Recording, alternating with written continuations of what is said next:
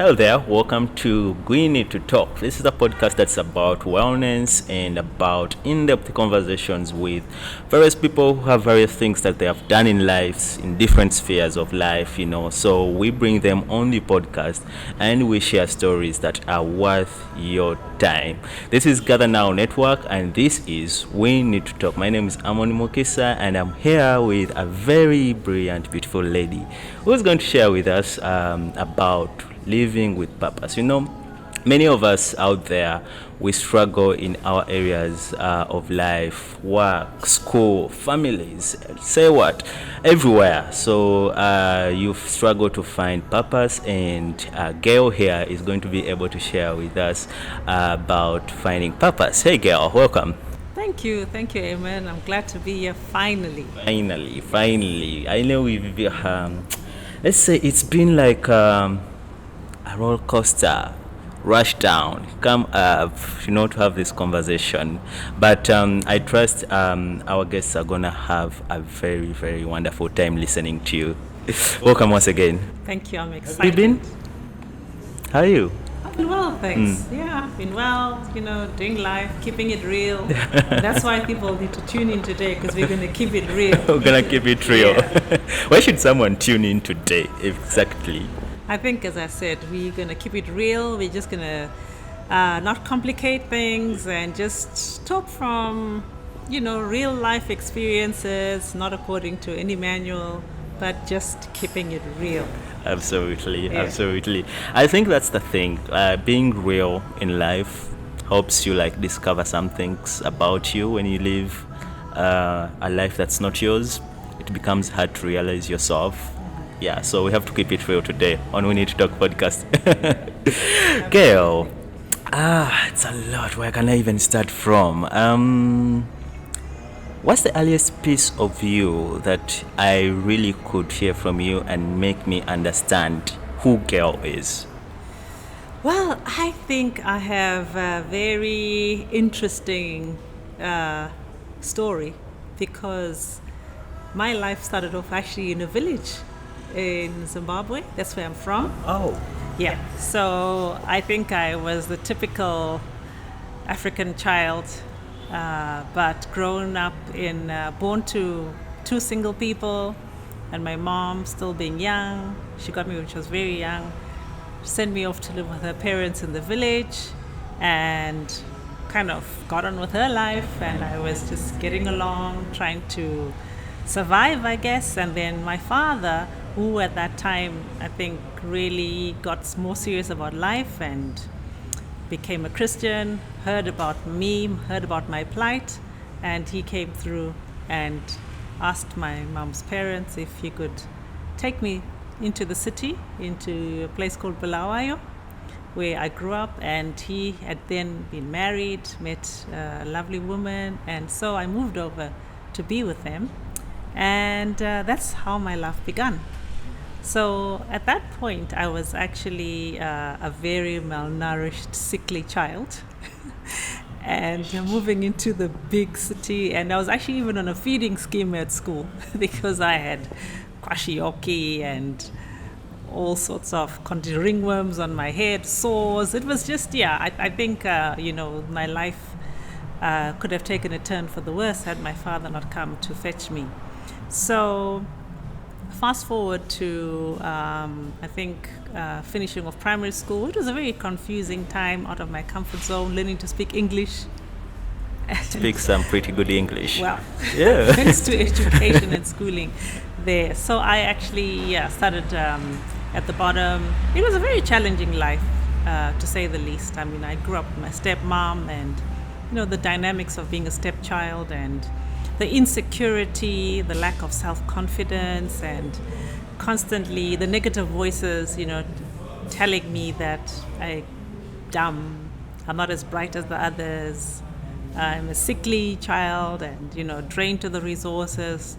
I think for a long time I truly believed that I didn't measure up, and I was just in survival mode. And at some point I went on to high school and didn't do very well. And at 17, I left home and decided that I would do all it takes just to leave and to start my own life. And I remember at some point I thought, I'm going to go to the big city, perhaps be a housemaid, perhaps be do anything, work in the garden, because again, my qualifications weren't that great. I at that point had done a basic secretarial course, and so armed with that, I moved to Harare. So that's basically how my life began. That's basically summing up all the life beginning in less than 2 minutes. Yes. Let's go back a little bit in Zimbabwe. How is Zimbabwe? And when last were you there? I was in Zimbabwe about 3 months ago. Yeah, Zimbabwe is a beautiful country. So, the stuff you see in the news about, basket case and, hopeless situation are quite confusing. When you land in Harare, you see a very organized place. It looks, the infrastructure is great, the traffic is orderly, the roads seem to function. But deep down the layers, that's when you get to know people, when you get to know their struggle, when you get to see people you've been to university who cannot get jobs, and just the economic challenges, then you know that it is a struggle. But on the surface, it's, if you just go there as a visitor and you pass through, after 3 days, you're like, what did I miss here? The restaurants look great, they look full, and, the flashy cars are there, but it's hard to function. And then the flip side, we always talk about it with my family. It's like, you land in Kampala. That's where I want to live. I want the gist over there. Sound, traffic, and oh my word, it's not for the faint-hearted. When you come from Southern Africa, Zimbabwe specifically, everything is so calm. People behave on the road. If you misbehave, people chase you and take your number plates down and report you to some group about bad driver, and even take your number plates and name and shame. Wow. And really petty, but it's so orderly. So when you come here and you see what's happening on the roads, and you see how you just have to navigate things and you have to be streetwise, it seems like things don't work. And yet on the flip side, Uganda works. There is a system in the madness. And on the other side in Zimbabwe, it's so calm, but things don't function. So I feel privileged to live on two flip sides. It keeps me streetwise, being able to wear these two hats. Yeah. I mean, currently we're having a comparison between Uganda and plus other different countries, especially Uganda, Kenya, Rwanda, TZ, Tanzania. People are comparing how the system in Uganda and Tanzania and Kenya and Rwanda, how it's working. If we would compare between Uganda and Rwanda, where would you stay at the moment? Like fully, and you're like, you know what? If these two I was to pick, I'd pick this one. I'd still pick Uganda, without a doubt. Because I think Uganda is like, this is school, university, and PhD in one. You just have to really apply yourself. And the opportunities are there. And again, Uganda has layers. And once you figure them out, it's like an orange peel. You keep on. And, the more you discover, the more you enjoy the sweetness of this orange. I found Rwanda to be a bit sterile. Very sterile. You never quite know where you fit in, and it's calm also. Is this calm, really calm, or is it, really? I just couldn't quite fit in. Yes, the infrastructure is fantastic, and the roads are clean, and the traffic is orderly. That's Rwanda. Yes, that's Rwanda. So for me, I feel like I have learned so much. I've been stretched in Uganda. I tell you, stretched beyond measure, to the point of tears at times when I'm trying to figure out what is going on. But it's really taught me some serious life skills that I could never imagine. Because, at my age, you kind of think, well, I've been there, done that, I've learned it all. But Uganda is definitely school fees and a good learning ground. Yeah. You see, you talked about leaving home at the age of 17 and I was just here thinking about a couple of girls who really leave home at the age of 17 and they're doing literally nothing. Like you said, Uganda is like an institution of PhD, high school and college, girls who live at the age of 17 from different homes and families, finding something to do is a bit hard. How did you manage to maneuver around that whole space? Because 17 is, for a boy or man, it's understandable. But for a woman, isn't it too early to leave home? It is. I think it's circumstances. In my case, it was a hunger. I think I knew I wasn't wanted where I was. I didn't belong.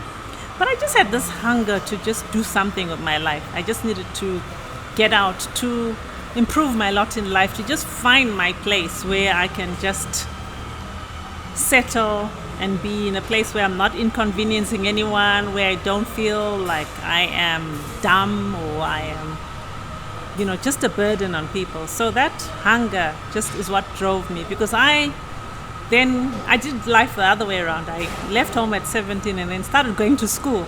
Because like I said, when I left home at 17, I'd done only senior, I think it's called senior 4. Down here in Uganda, it's senior 4. High school. It must be senior 4, I think. Senior 4, yeah.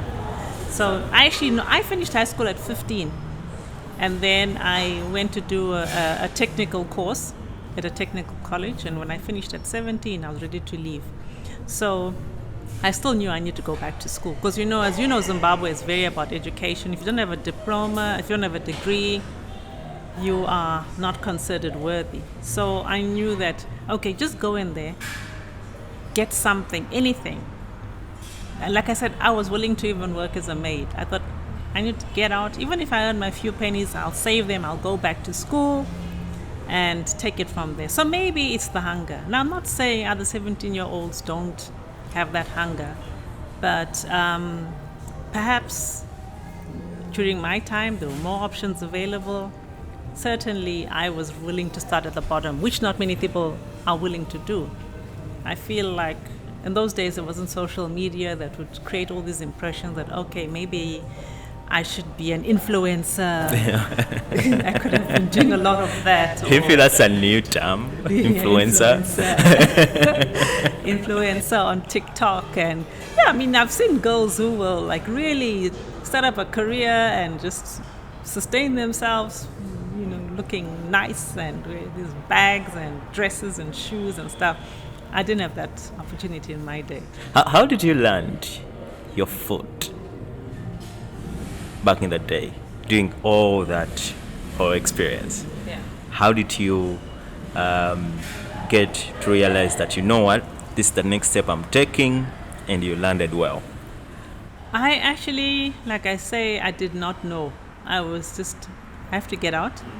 This is how the conversation went with my father. I said to my father, Dad, I'd like to leave and look for a job.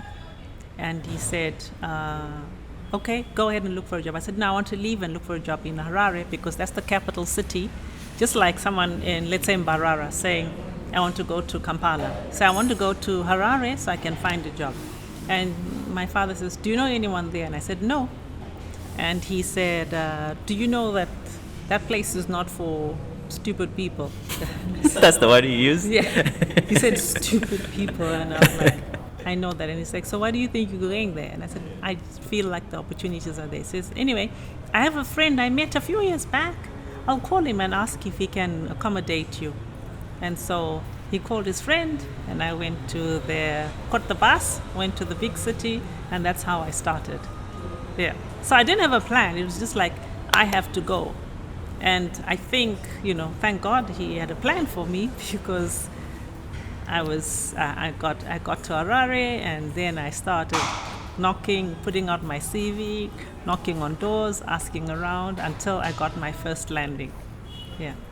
Well, speaking about purpose, from what you're sharing, I realize you're just looking for what really to do. You're trying to find your purpose in life, and it makes even the conversation much more interesting that you're the right person actually to share more about this.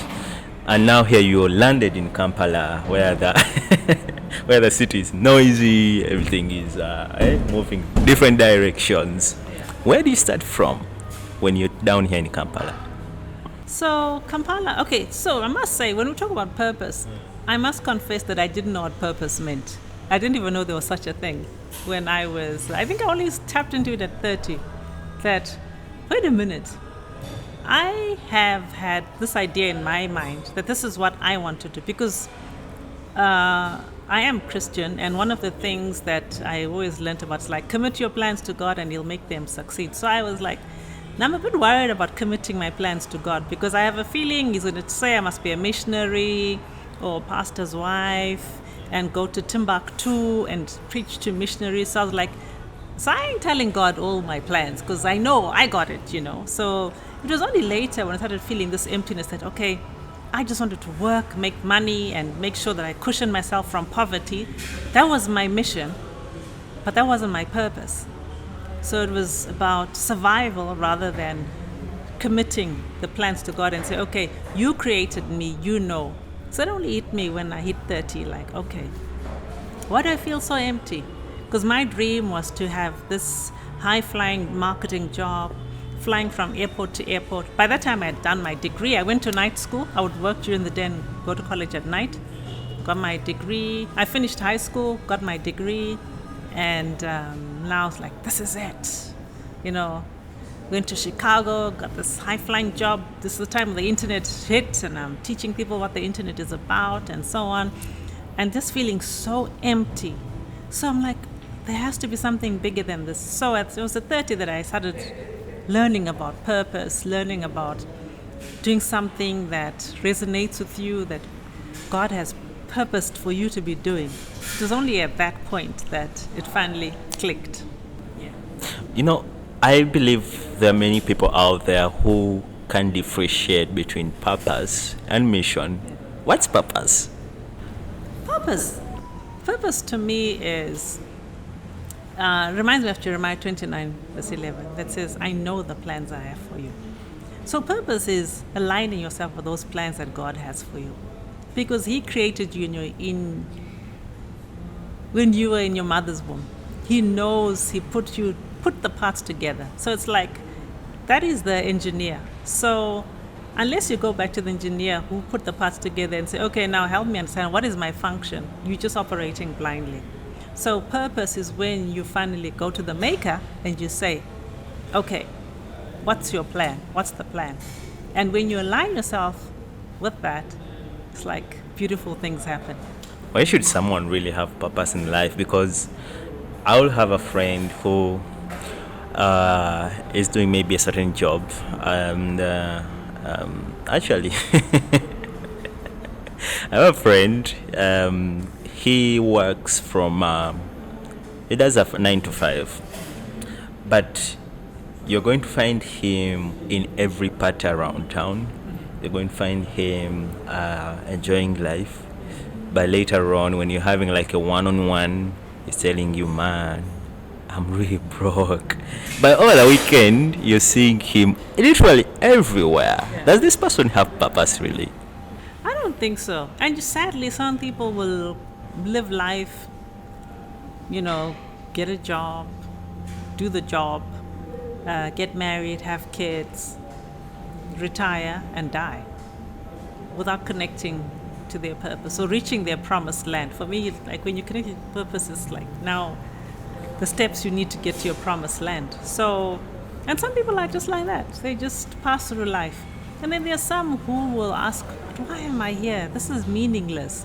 There's like a gaping hole within you that you feel that, no, there's something that I'm supposed to be doing, and what is that? So connecting with one's purpose is such a challenging, exciting, and a beautiful thing at the same time. Some people are fortunate enough to just automatically connect with their purpose, and some people, like myself, it's a slow process. It's a time of seeking the Lord's face, a time of tears and gnashing of teeth and saying, I feel so empty. what is the meaning of life, my life? What am I supposed to be doing? And then I have some friends who, from maybe 20, they're just so creative, they're so talented. And one of the things I learned when you're discovering your purpose, when you're on a purpose quest, is to, if you're not sure, one of the indicators is when people tell you that, wow, you know what, Amon, you speak so well. You know, you really, really are a good MC, a good, when you are like facilitating, or when you are in control in this situation on the media, those are the indicators you could say, kind of think, okay, maybe I should pursue this. So it's like almost like people are helping you achieve your journey and stuff when you're looking to see your purpose. And then some of us, you really have to think, oh my word, like for me, I was like a blank slate, like, what am I supposed to be doing? It was so frustrating for me because I thought at that point I was so hungry to connect. So I started reading books about purpose, what it means to be purpose-driven, and like, I have no talent, I have no skills at anything. People are not complimenting me to say, oh, you bake very well, or your cooking is amazing, like, or you knit well, or you whatever it is, So I just had nothing.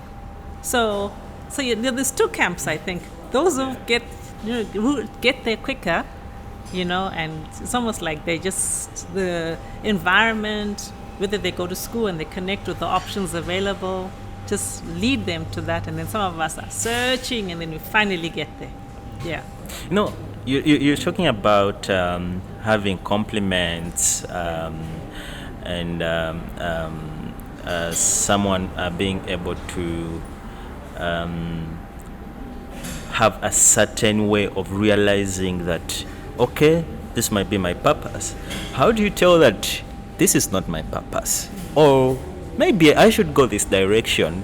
This is where my purpose lies. How do you differentiate between that two? You're in a line, for example, maybe you're in media space, and whatever you're doing is being bashed, is being declined by the audience.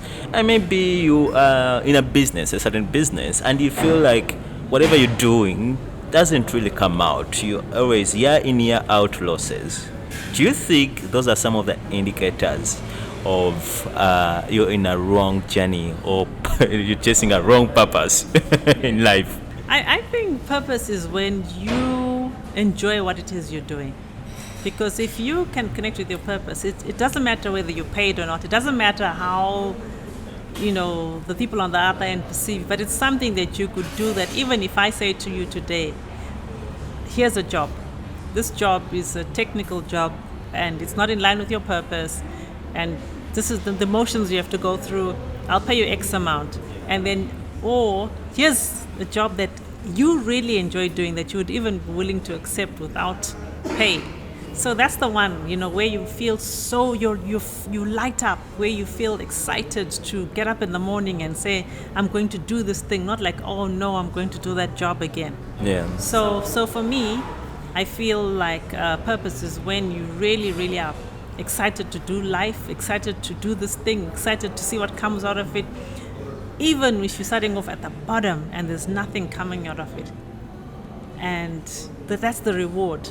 And then I always say the money follows. When you align with your purpose, you put in the hours and the money follows. But when you're not aligned with your purpose, you work as hard as you can, get all the money you want, and you are a miserable person. I had a chance to attend one of your presentations and teachings at Watoto in one of their leadership classes. And you were sharing about how one can connect their career to their purpose. Like, how can one use their hands to really achieve what they want and maybe get to what they really want to do? Their heart, how do they follow their heart? Their feet, their mind. Like, how can one collaborate these elements to realize that, this is actually the right purpose that I'm serving. I should take this direction. Because in most cases, I believe we have very many people out there who have great minds. They are really talented. They can create something out of nothing in a space of just a little space, So how do you help these, or how do you advise like these guys or these people to connect these elements so that they can realize that this is the purpose they have to achieve? I think obviously you want to first ask God, like, what is my purpose? And in so doing, you have to be willing to make sacrifices as you discover your purpose. So the first thing is, I would say, is what's in your hands? Yeah. What's in your hands? Do you have, is it a small amount of money that you're going to put in towards buying that first part that you're going to build to achieve your dream? Start small. Is it time to go and volunteer at a place where you really feel you want to explore and see? Because obviously just don't go cold turkey and say, now today is purpose day, so I'm going to quit my job and I'm going to do this thing. You continue to explore, but you sort of like, what's in your hands? And from there you start small. And again, there's something that, the word that says, do not despise humble beginnings. So many people are not willing to put in the time. Again, what's in your hands? If you have the time, go and volunteer somewhere. For me, I remember when I started working, I'm passionate about working with women, working in crafts, working with people. And before I got to that point, I put in time. I did a master's in international development. I found out about microfinance. I learned about this business model of how women in Bangladesh were using the small amount of money they were getting to engage in crafts, in small, like they would start small and then they continue growing and saving. So when I started doing my research, I thought I want to do my research and see which organization is doing close to what I learned about, which really inspired me. Because again, when you find your purpose, there must be something that you're burdened about. So you could be burdened, for instance, you could be burdened by the street kids on the road and say, why am I so burdened by these kids? I don't even sleep. I keep seeing this kid's face at night. Maybe I need to be doing a soup kitchen, or maybe I need to be doing something, or maybe you love shoes. Like, okay, I really, really love shoes. And I think the shoes we're wearing are plastic and they're damaging our feet. And so let me go and after work, go and learn about shoemaking from this shoe company that inspires me. So it's either what's in your hands, what's burdening you, and then you take it from there. Wow, that's really something. What's in your hand?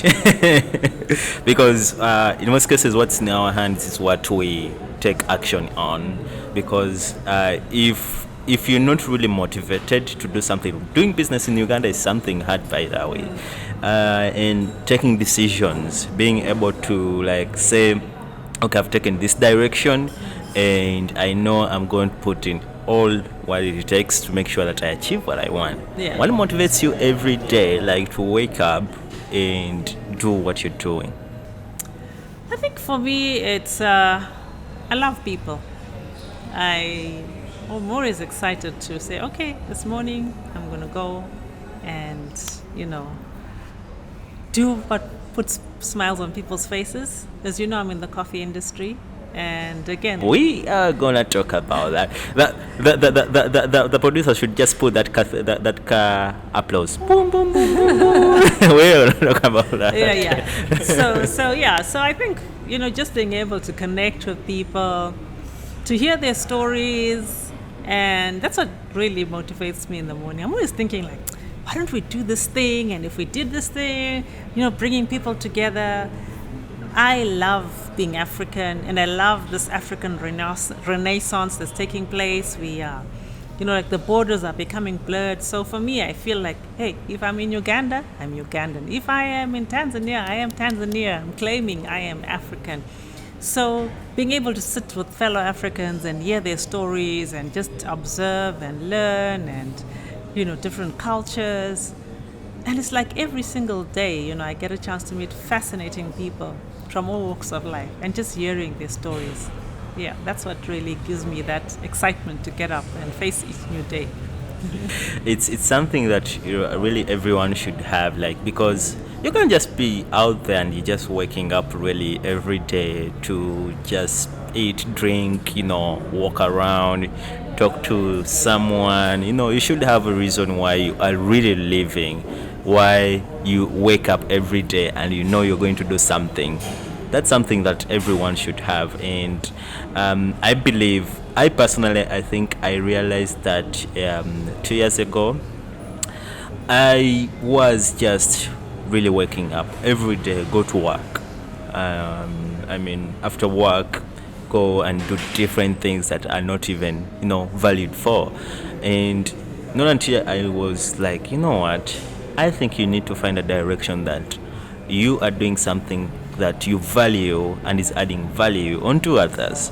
And if you realize we had taken like almost 1 year without putting out content on Gather Now Network, not until I found out that, what, I'm more into community. The content, everything I think is more into community.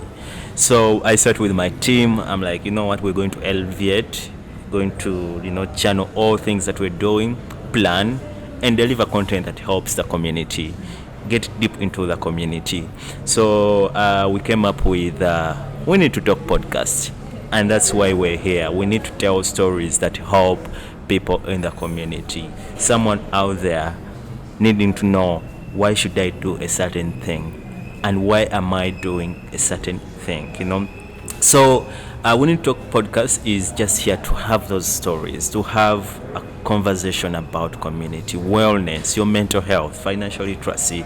So that's why even Gail is here sharing about her story. So having value for something is really, really key. How do you find your value for what you're doing? You're in the coffee industry, you're into community, ladies or women. How do you find value? How do you measure value for that? I think it's being able to, at the end of the day, and being able to look back and say, was I responsible with the time that I've been given? Because I feel like, in life we're given X amount of time, and each day I'm withdrawing from this bank account. So when I'm analyzing myself, I say, did I spend my time well today?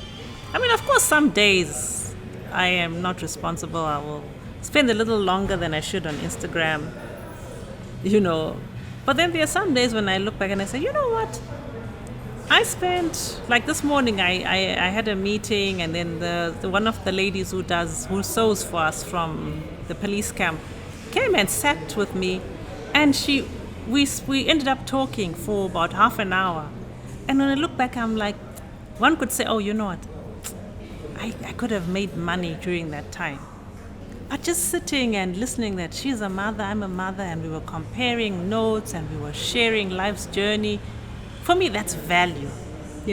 I learned from her, she learned from me. We were exchanging, recipes, exchanging notes and things. It was fascinating. So value for me is, was I a good steward of the time that I had today? Was I punctual? Did I really do what I needed to do in the 24 hours I had, including going to bed on time? Because sometimes it's easy, to get home and suddenly you lie there and you're like, flick, and you're looking at things. And nowadays, it's really, really hard keeping that discipline. Yes. So nowadays, even sleep is a commodity. It's like a real thing. You don't get enough sleep, you're not going to be able to get value from your day. So, yeah. You talked about money and like how you withdraw money. Like, okay, you're living, but every day you have to, keep cash moving, because it's an essence in life. How has money really affected how people should follow their value? How should people follow their purpose in life? Like, in most cases, we tend to have different directions. Someone is going to come up with a big chunk of money and is saying, I'm giving you this opportunity, are you gonna take it? And you think twice. You're like, okay, should I go with this opportunity, or should I just leave this opportunity? But it has money. So does money really affect the way how people choose their purposes in life, like in real life? Besides, because I'm gonna come out here and say, no, I can't go with this money. But when you're looking at it, you take the money, and then at the end of the day you realize, no, this wasn't my thing. Yeah. And then you pull back, and already that's time wasted. So what's the impact of money in really choosing your purpose in life? I think money plays an important role. That's a reality, because you need to sustain yourself, you need to put food on the table. And I think depending on where one is in life, you do want to ensure that you've covered your back, you've covered the bases. So, and again, I think things are seasonal. If one can say to oneself, okay, this is the money I have, it's a season, and let me be smart, let me be strategic, so that in this season of where I'm getting this money that's X amount and, surplus, I need to be like focusing on putting in the time to say, what am I passionate about and how am I now investing in that thing? Because it's easy to get comfortable with money. You know what I'm saying? You can settle, you can get so comfortable with a nice fat salary, and then comes with then you, a nice car, and then, I'm renting or I'm staying in this nice house, and like, you know what? I think I'll stay here longer. And then before you know it, years have gone by. But if you can keep one eye on the goal and say, you know what, I want to invest. I'm not enjoying this money season, but I know I need to put food on the table. I need to invest. So for X amount of time, I will be disciplined and I will make the necessary sacrifices once I've covered the bases. So money is a means to an end, I believe. So would you say that really money is a very, very key aspect in choosing the direction you're taking in life, really? Partly, it is. Because why I'm saying this actually is we have very many people who have like graduated from universities and they're totally in different, areas or spheres of life from what they did. And that was time they took. So it's because maybe after graduating and they're realizing that, what I studied isn't something that I'm doing. Yeah. It's not something that can sustain my life. Yeah. So how can someone really choose and say, I'm going to take this direction and my purpose is going to be in this direction, rather than realizing later on that, okay, I've been in a wrong space and now I should start doing this, and yet you've wasted a lot of time. Yeah. I think it's the reality is that many people, many of us, myself included, will probably end up not doing the career that you went to school for. And the reason being is, I feel like life kind of forces you into making decisions that sometimes you just have no choice. Would you say really like it's not you who chooses the purpose chooses you? Yes and no. I think, like I said earlier, some people are just so lucky that purpose chooses them and it's automatic. But sometimes you can imagine someone is now 18. You're told, okay, go and apply and study something. And sometimes at 18, you don't even know what you want to do in life. Sometimes at 18, you don't know whether, 10 years from now, whether you'll still be feeling the same, whether you'll still be impressed by the same things. And you go in and you do this thing. So again, it's a very difficult situation in that you may find many people will be telling you, I studied, I was an accountant, now I'm in the tourism industry. Or I was in the hospitality industry, now I'm a banker. Because I think that, again, if once you start, you're doing the cover the bases season, you're putting food on the table, one should allow oneself to say, okay, I'm stuck as an accountant, or this is not where I want to be an architect, or I want to be doing interior design, and allow oneself to then, it's not that easy, because once the children come and the responsibilities come, you could be stuck for a very long time. A very, very long time. And then it means you're taking more sacrifices. Yeah, so it's not easy. I mean, honestly, especially in some universities like where if you're going to study chemistry, you will study chemistry and there's no way out. So it's great if you have a chance to say, okay, explore for the first 2 years and then see what happens. Yeah.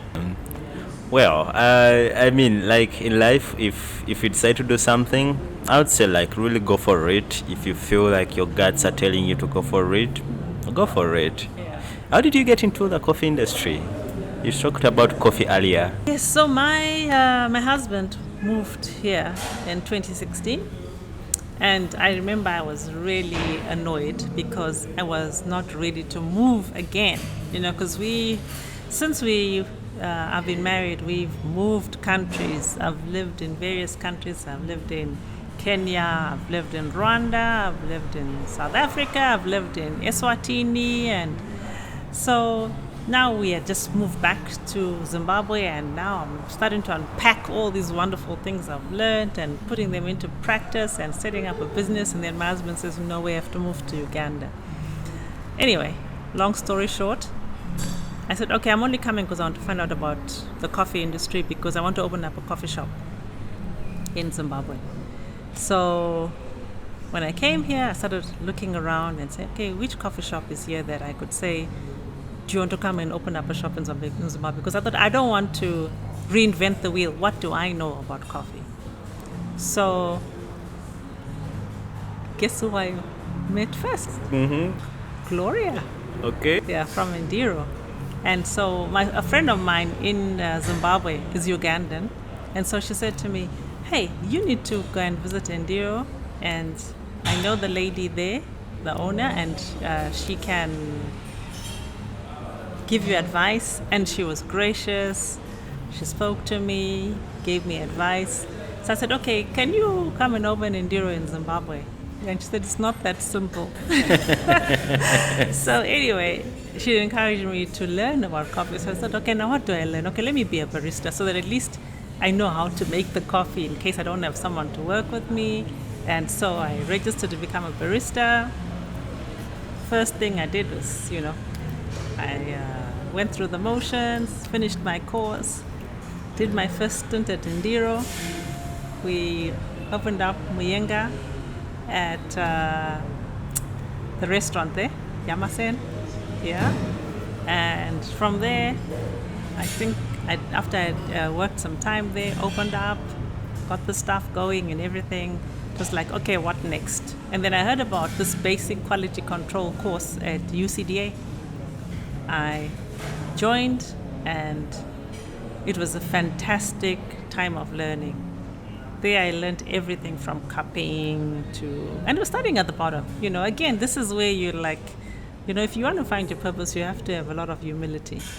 So did that. I was with people half my age, some who were just there because they were sent or not quite sure why they want to be there. But I knew that at this point, I knew this is where I want to be.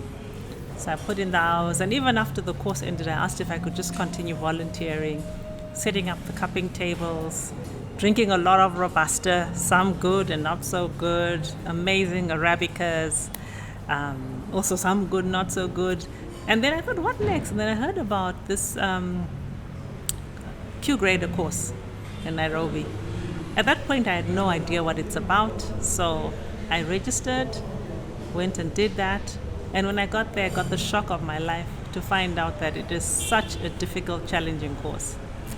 That surprisingly, because I had so much experience from UCDA, I then managed to get my Q grader license. And that's how I got into the coffee industry. How is it going now? It's been an incredible journey. It really has. I mean, the vision has grown from opening up one coffee shop, a little coffee shop in Zimbabwe, so that...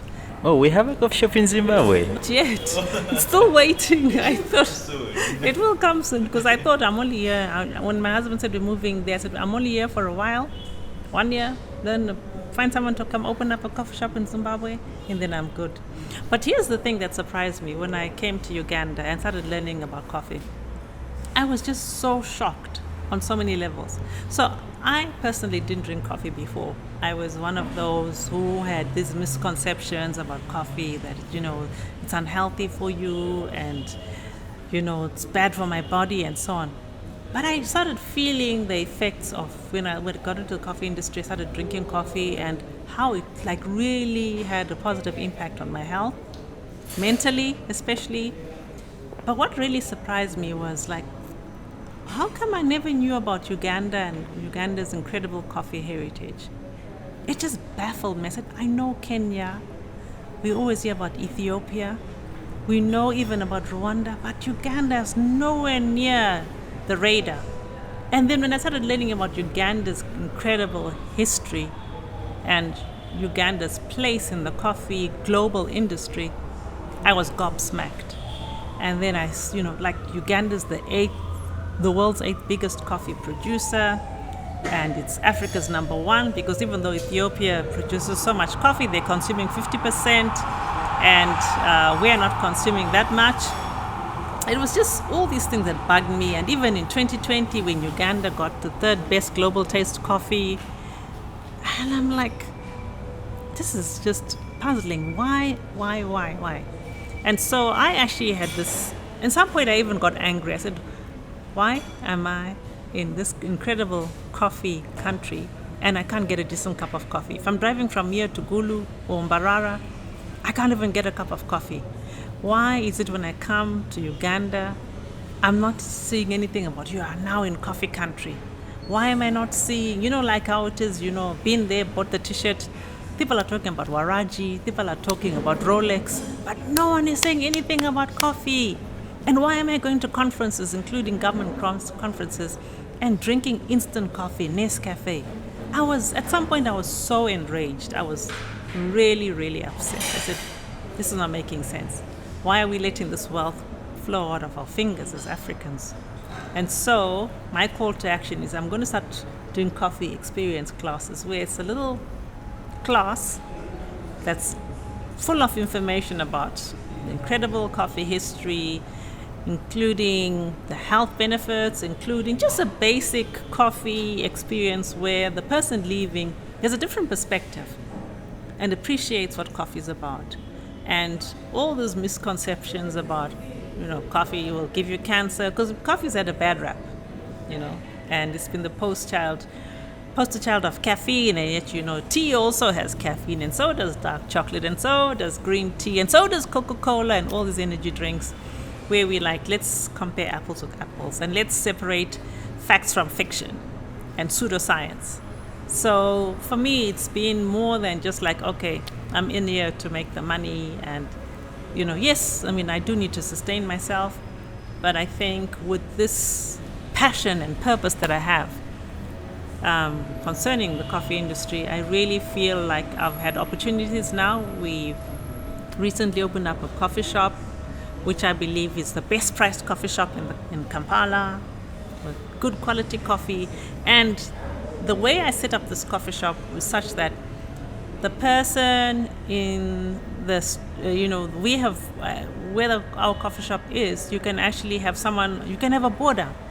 The border man can come in and he can get a cup of coffee and sit in a nice environment and be treated with dignity and respect and not feel like he doesn't belong.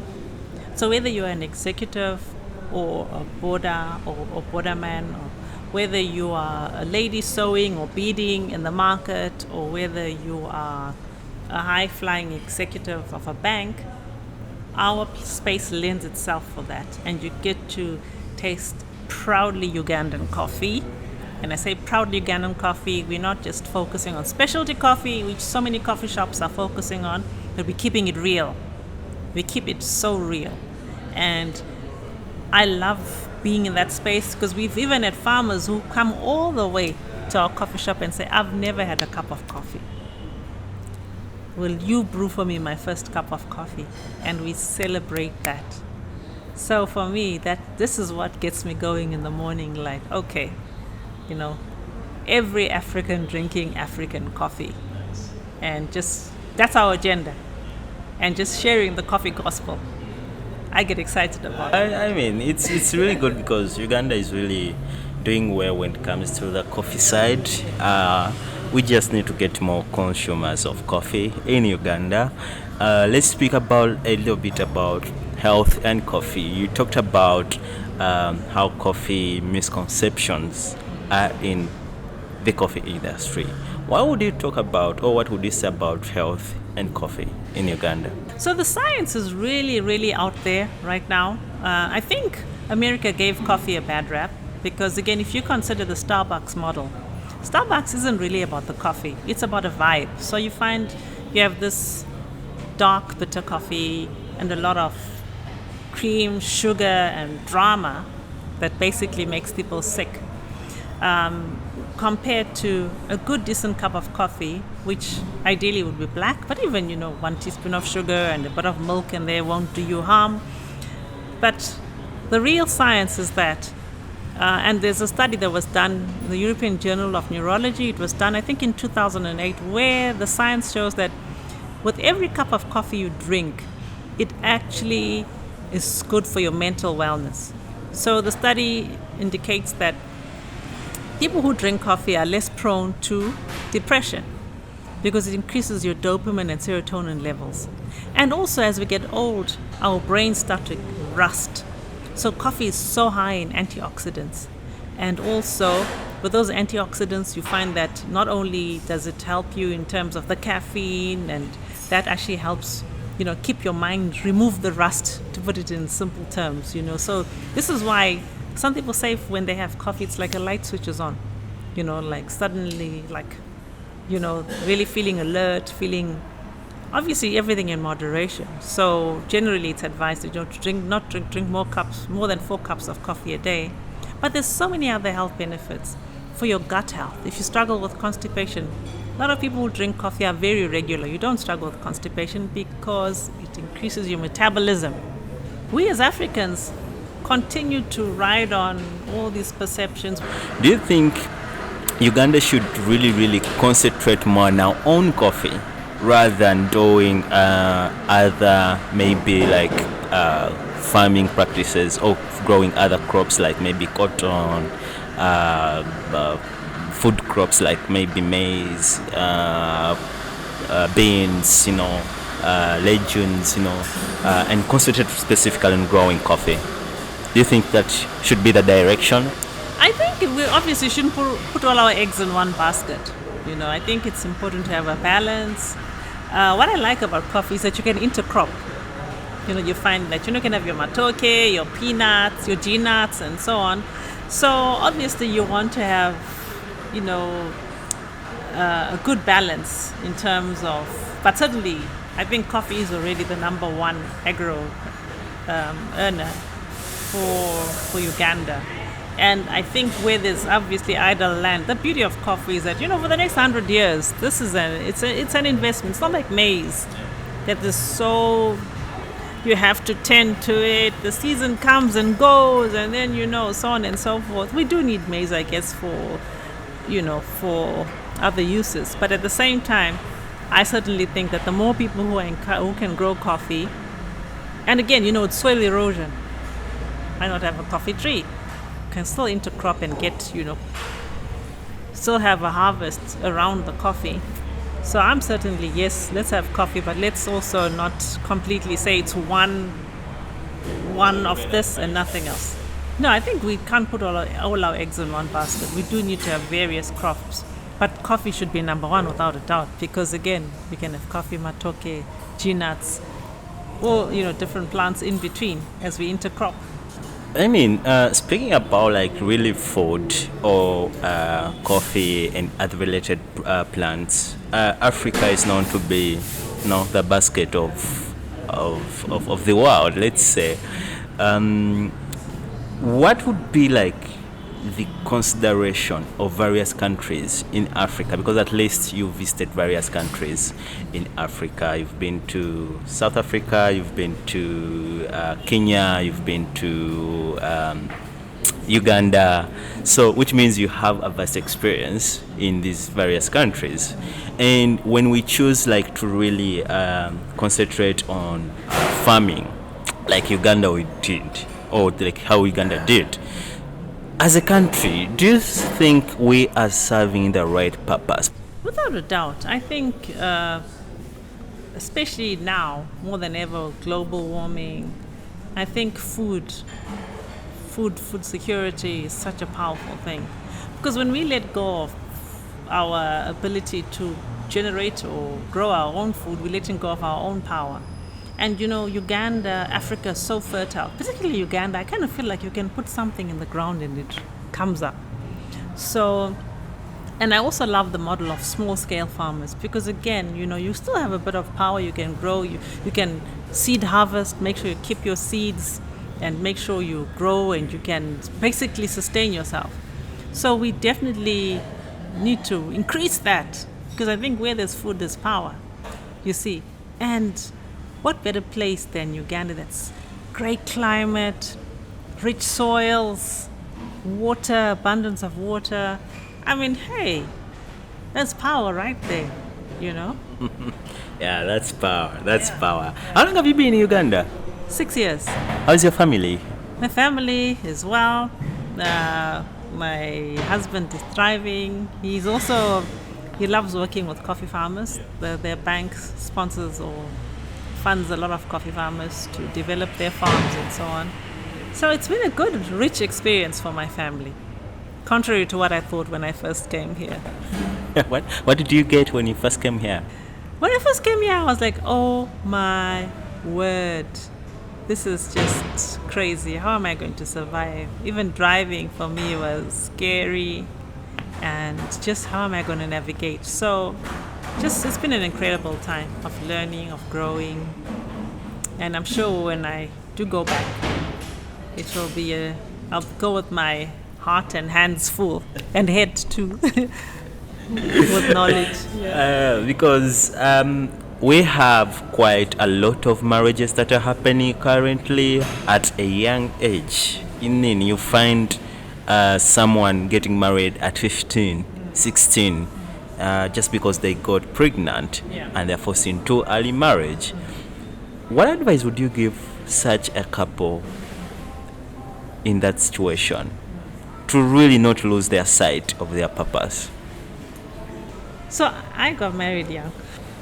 17? 18? I met my husband at 17. Oh. Yeah. Well, what's the consent age in Zimbabwe? 18? I think it's 16. 16? Yeah. So you weren't young. No. But then, marriage. I need to confirm. I think you have to be 18 to get married. Yeah. No, so I met my husband at 17. And I got engaged, and soon after everything happened when I was 18.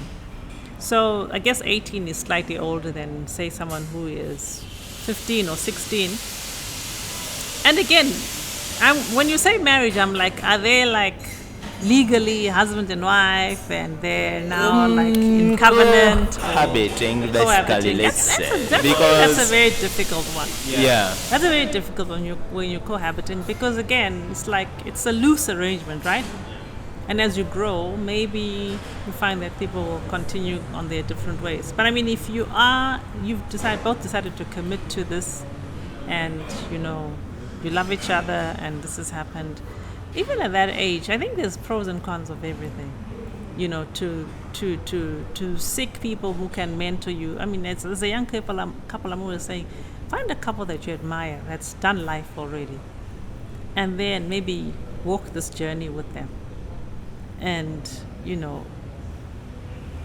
oftentimes at that age, it's kind of like, if he does this to me, then I'm gone. And you kind of feel like, should we be investing or doing things together? But I feel that even at a young age, we had dreams together. We dreamed together. We would make plans together, share our resources. I mean, at some point when I was a student, he was helping me. And when he was a student, I was helping him. So it's like, what's yours is mine and what's mine is yours. Our dreams, our struggles, our everything, We start off at the bottom and then we continue together in all that we do. Because you see, Gail, we really have early or young children. By children, I'm talking about young boys and girls who are really forced into this whole thing of getting married early or living together at an early age, and this is taking a toll on their mental health, really, because having someone get to stay with a friend, let's say, and just because they messed up, someone got pregnant and now families agree and you're like, okay, take my girl to be your woman or to be your wife. And this lady has dreams all this guy has, all this man has dreams, and you're just confining them in one place like this. That is really, really, really hard. And I would say it would affect them mentally, even physically perhaps, because when you're not able to, think straight, being creative, being assertive in what you're doing, it affects the way you live your life. Okay, so how would you really describe a situation where someone is in this confinement and they want to get out, and maybe if they get out, how do they start in life, really? I think also just going back to what you said, I think as a society we just also need to really, really move with the times, because I know, growing up, it was almost like it always puzzled me that our parents forbid you from, going out there and mingling with other young people, because they don't say exactly what it is. It's like there's always this fear factor that if I am seen talking to a boy, then I'll be beaten up. But if we keep it real as parents, and we're sharing to say these are the consequences of the actions that you're going to do, and not really like sentencing young people for mistakes that they make. So now forcing young people into a marriage starts off with us, the parents, to say, we were young once, and do not sentence young people for mistakes that they made. I think that's a starting point. And how do we get there? How do we as a society change that mentality that, you made the mistake, you'll pay for it for the rest of your life. And I think for young people, again, it's such a challenging situation where now you've been sentenced to this situation. And maybe that's where, again, I'm assuming that if people are not married, at some point it's just like, okay, work the best that you can and continue pursuing your dreams, or be in the season of saying, what can we do to make sure that I can sustain myself? And I think as people mature and grow, then, obviously this is something that we reflect and we analyze as we go along. But it's a difficult, I think it's as a whole society, we need an overhaul in the way we're seeing things and the way we're doing things, because again, we're actually sending our young people to the grave by these harsh actions and saying, okay, you made a mistake, pay for it. How about even schools allowing girls to have the baby? If the parents will say, okay, our daughter made a mistake, how about just being with your child, allowing the child to have the baby with the support structure of family, and then go to school, graduate, the baby still supported without being forced on a man, or a guy being forced on a girl. I think we just need an overhaul, basically. There's no one-size-fits-all answer. We just need to change our mindsets and the way we deal with these things, because it's obviously not doing our society or our young people any good. Parenting in Africa and maybe Uganda, it's really hard, very hard, because we are having parents do the same things as their children.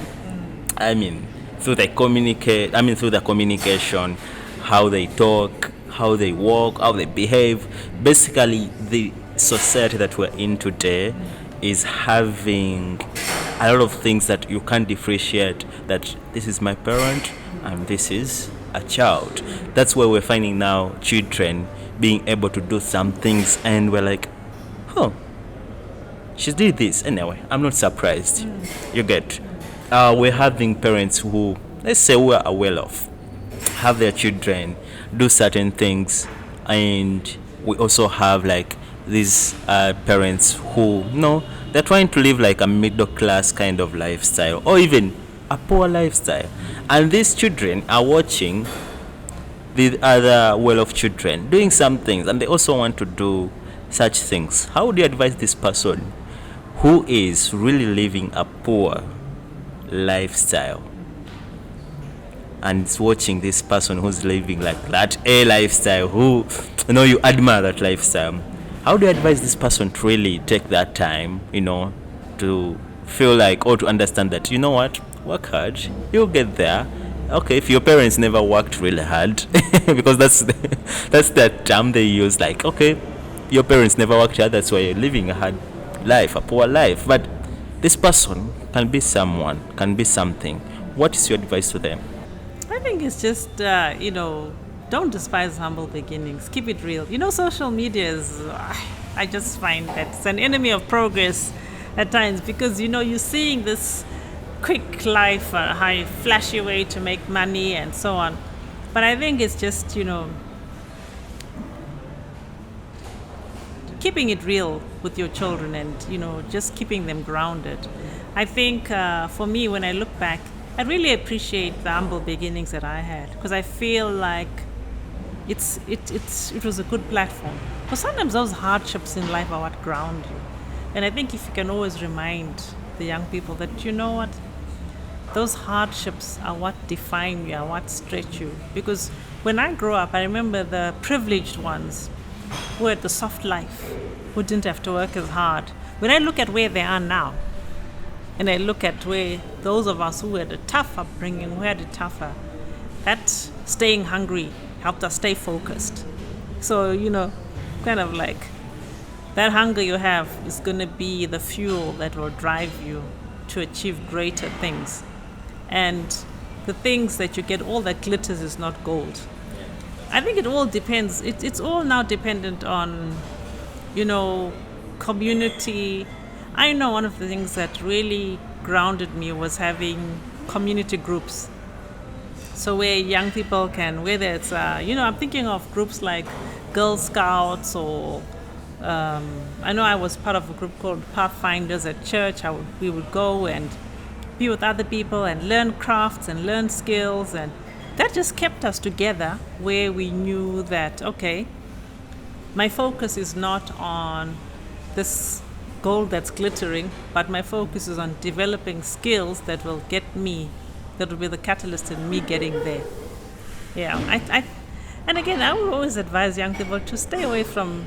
How do you tell young people to minimize your social media time? I am thankful that my kids have just gotten off Instagram, TikTok, because they were like, it's making us feel inadequate, making us feel depressed, making us feel like we're not achieving much. But I guess, just to be able to just stay humble and stay focused and know that those hardships are actually the fuel that will drive you to get there. Keep reminding and reinforcing that. It's easier said than done, but, clubs, community, having platforms where young people can get together, maybe on a Friday night, social events where people like yourself would have clubs, and those who are feeling disenfranchised can actually be feeling like, okay, I am something, and there's hope, and I can get there through hard work and focus. Yeah. What would you say is the role of really communication in salvaging all this? Like communication amongst people is a very key aspect, because if I cannot be able to communicate to you that, you know what you're doing is really wrong, and I'm just seeing you wash away your life it doesn't matter. Most cases when we're talking to our friends, they see you as an enemy, as if you don't wish them well, as if you're jealousy of what they have and what they're doing. I keep on wondering, how best can you talk to a friend who you see is flashing away their life just because maybe they have the money, they have the resources, they have a nice job, and you really see them, they're going down, they're going to the steep, and for you going up, because you know where you're coming from, you've been into those hardships, and because you're the same level, almost same age bracket, but you see them, they're going. How do you advise them? How do you talk to them? I think sometimes allowing people to speak and just helping them. Because sometimes you find that some behaviors are fueled by something, whether it's a pain or frustration or emptiness, and being that friend to be able to just be there and allow the person to say, okay, what is driving you? Where is the problem? Where is the lack? Where is the pain, perhaps? Where is the insecurity? Because sometimes the insecurities are making someone feel like I've got to be the one, the party person, the one funding everybody. Like, what is that insecurity, And, allowing one to have that space where they can be a safe place to unpack without sounding judgmental. Because I think oftentimes we come from a position of being judgmental. And with that vibe of, oh, I'm judgmental now, who wants to open up to you? And it's like, oh yeah, being judgmental equates to being jealous of me. But, being able to pull out the friend and say, hey, let's talk, what is driving this? What is the goal? And is this the catalyst to get you to that goal? Yeah, and I think being friends is your friend. It's not just a matter of just looking at somebody and just making assumptions and just reading them out the riot act and say, yeah, because of this and this you will fail. But doing life together. Yeah. And yeah. Okay, because really we are having, Uganda is the most youthful country right now, so which means if we're having like different people being able not to communicate just because they have different challenges, and I can't come to a certain Ian, a certain Chris out there, and I want to tell them that, what, there's something wrong with me. Being able to create that safe space to talk to someone is something that we need to creating an environment where everyone is free to talk, and that's why we need to talk on Gather Now Network is here to create that space. In case you want to share something, in case you want to talk about something, this is the platform for you to come by and share what you feel like is at heart. Yeah, community. Community. I think the church plays a huge role in community because, when you have a church setting that allows people of a certain age group or youths or teens or young adults to meet together regularly. I mean, when I grew up, that was a big thing. You constantly had meetups Friday evening, or you'd go camping with other young people. And even now, we lead a married cell. Do you know that even as adults, there's issues of not communicating? But when you're sitting amongst a group of people and you start sharing, maybe the story, the lesson for that week is, we could say this week we're going to talk about sorry languages, for instance. So your sorry language is different from my sorry language. You can offend me and I'll say to you, Amon, I'm sorry. And it doesn't satisfy you. But if I say, Amon, I'm sorry, will you forgive me? Then now you feel like I'm being very sorry. Or you could say to me, Gail, I'm sorry, how can I make amends? So the way I receive the sorry is different, and the way men and women communicate is different. But the beauty of sitting as a group and discussing these things, we say, wait a minute, I'm normal after all. I'm not the only one dealing with this stuff. Because I think the more you keep quiet about things, the more you feel like, oh, I am this person who doesn't know how to communicate, or I'm this person who has these inadequacies, and you're dying on the inside. But being with people and that community enables you to see life happen and say, when the person says, oh, this is what happened and this is how we dealt with this challenge, even in marriage, you're like, oh, wow. So we're not the only ones who, now when we are angry, one is sleeping facing that way, one is sleeping facing that way, and for 1 week there's silent treatment, and women are sensitive about certain things, like, oh, now I'm learning, you see. And I often say to I have young adult children, I often say to them, sometimes in life, it's almost like you'll be going around in life thinking that you're the first person to have this problem. Let's say someone was a challenge in pornography, or a challenge in drugs, or maybe, you're taking the weed, or you've taken the weed, or you've done something terrible. As long as you keep it a secret, you keep it within you, you die inside. But the minute you can have an outlet or platform of other humans doing life with you and saying, guys, I'm struggling with porn and I don't know how to stop. And then someone can say, actually, me too. And when the me too's come along, you say, okay, let's hold each other accountable. Or how did you overcome this issue? So that communication comes possible when you have safe spaces where people can feel that they can air what they're going through and know they're not the first person or the only one to go through that challenge, and then have guidance to say, actually, this is not you're not the first person to deal with this, and you are not an outcast. You can overcome. This is life. We're facing challenges in these areas, premarital feelings and all the passions that go with it. What do you do? How do you do it? And then here, let me tell you something.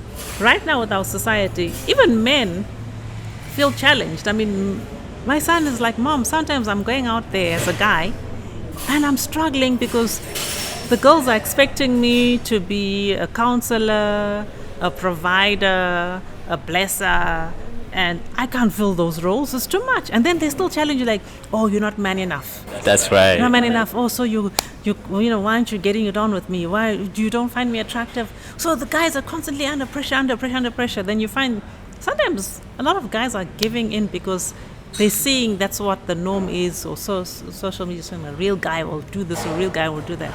So we're the safe spaces in our community. And I think this is what the role that you're playing in terms of like, hey, this is life.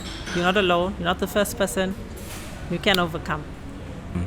Because, we have had a man being neglected, like a boy child. I know there are stories of boy child being neglected and stuff like that. But men have issues, really, like you said. And it takes really someone to come out and say, you know what, I'm going through something. It really takes, especially a man. So last time when I was at SCL, School of Community Leadership, you are a trainer of leaders, right? You have a duty, you have a responsibility to nurture today's leaders. What is the role of leaders in helping the nation, in helping people to find their purpose? I think if leaders come from a place of I'm here to serve, and for whom much has been given, much is required, it helps everything come together. Because I think we have too many leaders who it's all about them, their achievements, their credentials, and I am going to pitch up late, and they're supposed to be the keynote speaker. Suddenly they've had to be called somewhere, and that's self-importance that's not serving.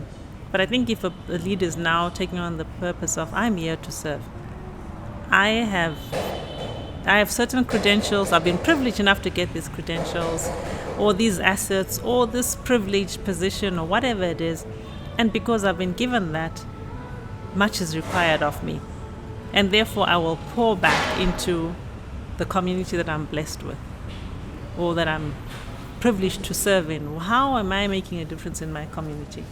So these things that I have, whether it's the talents or the time or the resources, am I using them to build a castle and high walls around myself and put bulletproof cars around, or am I saying, I can't enjoy being in my castle if you are out in your shack?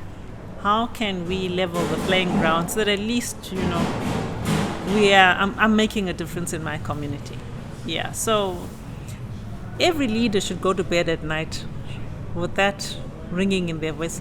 For whom much has been given, much is required. That's right. Yeah. How do you determine that I'm living a life of purpose? How do you tell that, I'm really living some good life that is purposeful? I think when you all is said and done, I always believe in introspection. It's like looking behind in the rearview mirror. Introspection is so important because when you introspect and you say, where I am right now, am I making a difference to the people around me? When I go to bed, when I get up in the morning, am I feeling motivated? Is what I'm doing, giving me that sense of like, if I were to die tomorrow, I can at least say, this is the part that I played, this is the difference that I made. So I think that in a nutshell is how I see it. Well, as we conclude, this is a very nice conversation that I don't feel like we should end it, but the producer is saying, you know what, guys, I see you enjoying the conversation, but time is not on our side. Yeah. So what advice would you give to like a 15-year-old girl out there? Yeah. What advice would you really give them? And you're like, you know what, girl, you're 15. And this is my advice to you. That's a deep question. I think at 15, I would have wanted someone to tell me that I'm worthy, that I also am somebody. I can do all things through Christ who strengthens me. That's one of the things. Because I think for me, I was so scared. I had a lot of fear. I had a lot of voices that had been drowning out my potential. So at 15, just to tell the young Gail that be patient in God's timing. You can do all things through Christ who strengthens you. What's next for you now? So I think in the season that I'm in, it's just continuing to, I feel like I'm in a collaborative space. That's my new word. I'm enjoying collaborating because I feel like I have managed to achieve certain goals in life, and my way of mentoring and giving back is bringing in more people into my sphere of influence and saying, okay, so what do you have that we can package and share, whether it's the coffee industry or whatever it is, to say what do we have that we can package and share. And of course, oftentimes we think that it's all about giving, but we also have to think about how can it make it a win-win? How can I make what you're doing count for you so that you're not ending up at a loss, but ending up like sowing a seed or investing in the future so that it's not just about me, but it's just so that tomorrow I'm giving you a hand up, not a hand out, you see. So it's like, let's share. I look at you and I'm saying, okay, you have this great talent in this area, and I have resources, or I have a network that you could tap into. So let's come together and have a discussion around the table and put what we have together, and therefore we can make that multiply. I think as Africans, we tend to operate in a solar, from a place of insecurity, that, hey, you know what, I have this and I have this, so therefore if I can just insulate myself and make inroads on my own, then that's the way to go. Because I feel that if I let you in and you know my things, then you'll become bigger than me or better than me. But if I'm saying together, we can share ideas, we can work together, we can achieve so much more. And as long as Africans continue to operate in silos, we will not go anywhere. But when we start seeing that actually we really have something worth cherishing, something worth marketing, telling our own stories, not letting someone else tell our stories, then that way I think we can go much further. Well, Gail, thank you so much for giving us your time. We've really had a very, very, very interesting conversation, and I'm sure everyone who has been watching this conversation or listening to it on different podcast platforms, Apple is everywhere you can get your podcast, is very, very happy that you shared what you shared. I personally am so grateful that you made time for this, and we hope we can host you soon and talk more about coffee, because the conversation about coffee got so interesting over there. We shall I will ask my producer to get something specifically about coffee, and we bring you back here to talk coffee on the podcast. Amazing. Thank you so much for having me. We appreciate. So glad to have made it finally. There has been Gail sharing with us about various things in life. She's talked about things that you need to know to live your purpose in life. You can stream this podcast on all podcast streaming platforms. Let it be Apple, Deezer, Spotify, or anywhere you can get your podcast. Remember, you also subscribe to Gather Now Network on YouTube. That's at Gather Now Network on YouTube, but you can also follow us on Instagram, Facebook, and Twitter at Gather Now Network. My name is Amon Mukisa, and bye. See you soon.